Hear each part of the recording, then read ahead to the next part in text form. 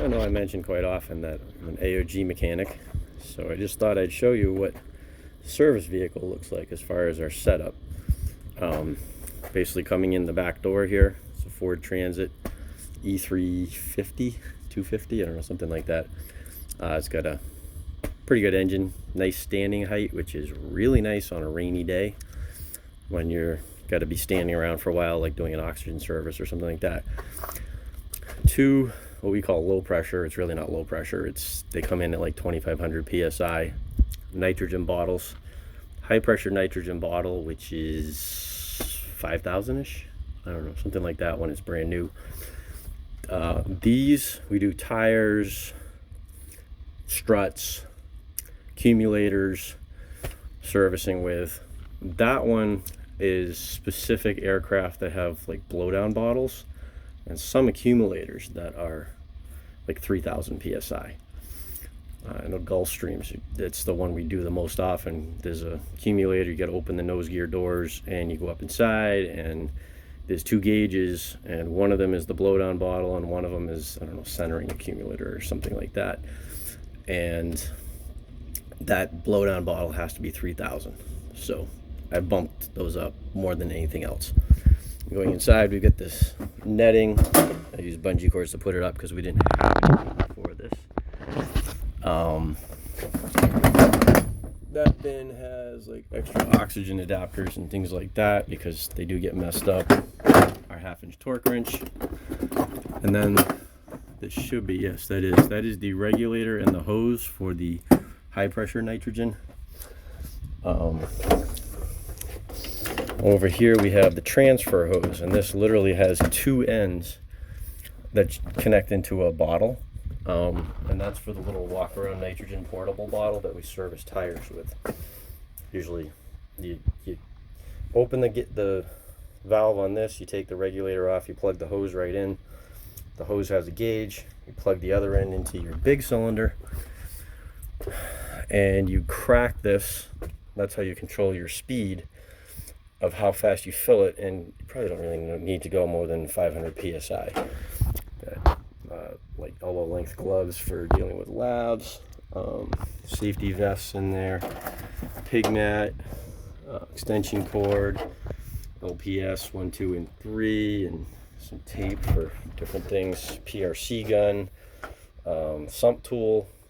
It goes up and you catch the fluid and check your fuel and make sure there's no water in it. Leak detector, large sockets, socket adapters, some wheel nut adapters for Gulfstreams and Globals and other aircraft like that, funnels, and then our jacks. These are for different size aircraft, different weights. We've got a power pack, we got aluminum plates that go underneath them to stack them up, jack handles, all in there, and actually that allows us to keep the floor clean, which makes the van look a lot nicer. Actually, that's the high pressure nitrogen. Not sure what regulator that is then. That's the high pressure nitrogen regulator right there. I got a creeper just because every now and then you do got to go like under a beach jet belly or something like that, and that's a whole lot nicer than laying in the wet or the snow. Two oxygen bottles we carry here for servicing aircraft. Most common call out probably we get is service oxygen and not really anything else. So keep two. We have a oxygen booster right here, which we run off the nitrogen. I literally just run the hose up to a regulator to those bottles. That's the input pressure you put with the nitrogen. You don't want to go past the red line, which is 90 psi. And on-off switch. I mounted it that way just for convenience and out of the way. Skydroll and 5606 servicing, a bunch of different jack adapters for different aircraft. Got a wheel nut adapter or a wheel nut socket for a 737 there. Just different things like that, different aircraft. Don't use them too often. Do have a bin full of random hydraulic fittings and adapters and couplers, just because you always want to have that kind of stuff. Step ladder up here overhead, out of the way, and if it's strapped up right I won't hit my head on it too often. And then we come up here to the front, we get wipes, which lost the cover too, that's nice. Gloves, always want those. Eye wash, we have that. There's an inverter on the front of this bulkhead, and they have a power strip plugged in, so you hook up laptops or whatever if you need to. There's a light here, which, there it is. LED light for working, and then super bright, if the inverter was on, super bright floodlight for, you know, it's nice if you're working at night doing a tire change or something like that, you can light it up. Glass window on the side door here, so somebody's riding right next to you giving a hard time, turn it on and blind them. No, don't do that. Inside the toolbox, we have a EASA toolbox, or tool set. Basically, when you work EASA aircraft, they want shadowed tools where everything has a place. That screwdriver bits, tape measure, flashlight, of course the batteries are there. Big ruler, which will be essentially useless if you're measuring brake pins. Different screwdrivers, mirror, flexible magnet, and mechanical fingers. And this was actually in a Pelican case. This is what my employer actually had made up, and we actually had an EASA inspection not too long ago, and the inspectors loved this setup. It would actually do you okay. They're all Baco, or how do you say that, which is pretty nice stuff, but it seems very European. I tried to order one thing, and it's coming from England someday, maybe, hopefully. And then hammers, chisels, safety wire pliers, which are, I'm not sure what brand these are, if these even say what they are on them. They do not. Oh, they're Baco safety wire pliers. I've actually never used them, so feel nice. I like that reverse. I'm gonna have to try those out, see how much I like them. Different types of pliers: needle nose, cannon plug, water pump,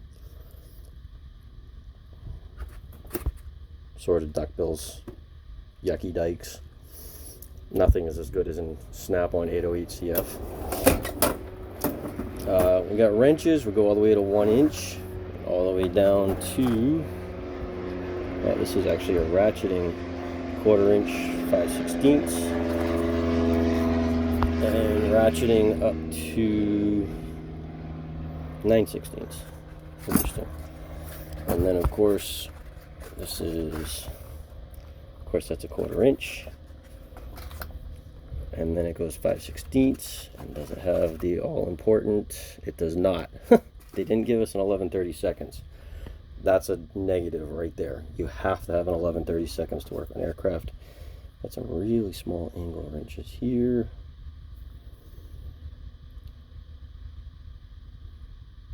$7/32 and something interesting. Small. Couple files. 2 different. This one goes on a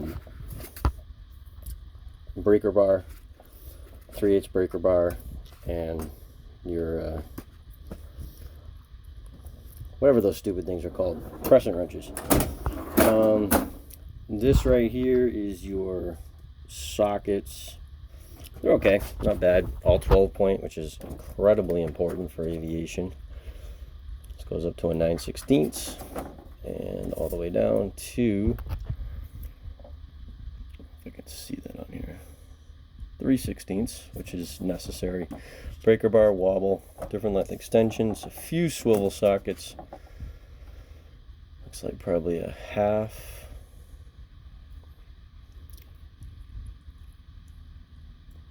Can't read it. So smaller end of that, another very small wrench here. Different adapters, screwdriver, bit holders. 3/8 ratchet, 1/4 inch ratchet. This breaker bar, I ordered it. Could only get it from England, but a speed handle actually. That right there had the nice big palm rest, but when you put it in your toolbox, it's not this big clunky thing. It's got this little attachment on the end, and like I said, I ordered it from Red Tool, in England, they sent me an email saying it shipped almost a month ago now, and I still haven't seen it. And then, of course, 1/4 inch and 3/8 torque wrenches, a couple drawers of turbine oil, whole drawer full of cleaning rags. We've got our calibrated tooling inclinometer. That's a wrist strap tester. Let's make sure we got scale, cable tensiometers, depth mics. I labeled everything on the front of all these drawers, and they really liked that. And then safety glasses, wrist straps, parts bags, kind of a catch-all drawer. Micro SD card. Sometimes you need that for different aircraft, or SD card. Much more likely you're really going to need a thumb drive more than anything else for anything dealing with Challengers, because they've kind of got up into the modern age. Oh, this goes different brightnesses. And that, no, it doesn't turn it off. What do you know? Oh well, it'll shut off when I shut the truck off. So yeah, and then snow shovel and these brushes, which if you've ever seen the video I made, this is how we were able to scrape the snow out of the engine of the Global that had it caked up so much that they were able to start the core of the engine, but the fan wouldn't turn. It was so caked in with icy snow from like sleet. So we absolutely had to have a way to scrape it out. I always need a short step ladder, because there's a lot of aircraft where you got to get down on your knees to get in, like in the aft equipment bay. Hawkers, Globals, you don't have to get down on your knees, but you got to duck. But then when you start to go up the hole, you need something to stand on to be able to reach as far up in as you need. So a little 2-step step ladder, and then a 6-foot step ladder. That's really it. I mean, I have my own go box of tools. You saw that. This is our oxygen servicing hose. Put together a bunch of hoses. It's extra long, so you don't have to risk crunching the airplane to get the van in nice and tight. And you don't have to take the bottles out, which with this mounted permanently, you really can't. Get a couple cans of hydraulic fluid and alcohol over there. People might say, oh, but you get the oxygen thing right here. Yes, we do, but nothing actually gets expelled from this except nitrogen. As the piston goes back and forth inside of here, these different vents give off nitrogen. The oxygen is entirely going in and out in these hoses and nowhere else. So we're putting inert gas in here, not oxygen, not an oxidizer that could start a fire. And that's pretty much it. You don't need a crazy amount to work on jets, but there's always that one you're going to need, which is why I bring my own tools and don't just depend on my employer's tools. And then folding table, rarely if ever use it, but every now and then, if it becomes a more involved job on an engine or something like that, have pulled that out. And then the one other thing, and it's my own personal thing, which is a laptop, because everything goes by email. I usually read manuals off my phone, but when it comes down to paperwork, I actually do it all on my computer. I use Adobe, go in, and I even do my signature on the little touchpad on the computer, which may or may not pass muster everywhere, but I've almost never had anybody kick it back. So most inspectors were fine with it. And of course, you're going to need, like I said, thumb drives. You may need a small thumb drive, because there are, believe it or not, are some aircraft that if it's over 2 gigs, it can't figure out what it's looking at. So you're going to need one that's under 2 gigs, which that's like old ones these days. You almost can't even find them in a Walmart anymore. Might still find them on Amazon. And then just a random stupid airplane like wicked old Globals that you actually need 3.5-inch floppies to do downloads, which is just the stupidest thing in the world, but I guess it beats buying a $45,000 PMAT for your airplane that's updated with an actual thumb drive USB attachment. Sometimes you need a SD card, micro SD, for some of the older Garmins like G1000s and some of those units to do updates. So you do want SD cards, and they can I don't know the size numbers that could or could not, would or would not be necessary. Like this one is a 16. Should work. Never actually had to do it because I have my own in my backpack that I carry. And then my forms, I have them all on my computer, but I also carry them in paper form in my backpack just in case, because computers fail and drop and crash and smash and screens break. And I've already had to replace the screen of my laptop once because it fell down a flight of stairs. It's just part of the thing. And in the 4 years I've been a AOG mechanic, I'm on my second laptop, and my boss won't buy them for me. So that's just the way the company is. But there you go, pretty simple. And that tool set, if you look at mine, I have a little bit more. I have some that I think are better. This has one thing, at least anyways, that I think is better. Just giving you ideas. If you do go into AOG work, this is likely a setup you're going to have. You might have a little more, you might have a little less. Your company might have a setup. We have a clipboard, and once a month we have to go through and actually take an inventory of the truck, look for, has oil expired, has grease, lubricants. Our LPS actually has a expiration date. Velcro has expiration dates. RTV has expiration dates. Super glue has expiration dates. There's very few things that don't have some sort of a shelf life date. Any O-rings, you got to have tags. Of course, you got to know all your serial numbers and calibrations on all your calibrated equipment. And it's the type of thing, besides actually walking around the truck, looking at all the lights and making sure the tires aren't flat, things like that before you head out. It's all important because you're dealing with federal rules, you're dealing with your state rules as well. And if you go into an airport, you're also dealing sometimes with the airport rules about what vehicles have to be or not. And we have stickers on ours for a couple different airports. We go on a lot more airports than that. And every airport's just a little different at what they look at or what they get picky about. That's my other bag that goes with me all the time. That has rain jackets, it has winter hat and gloves and long underwear and another jacket, a fleece vest, all the kind of things that a USB heated vest even. Just the things that, depending on the weather. Now summertime, I may not carry it, but it's still a good idea because it might start raining or something like that. But wintertime, don't go anywhere without it, because if you're out there all night in the cold, you want layers. It makes a huge difference if your face and neck and hands and all that are covered.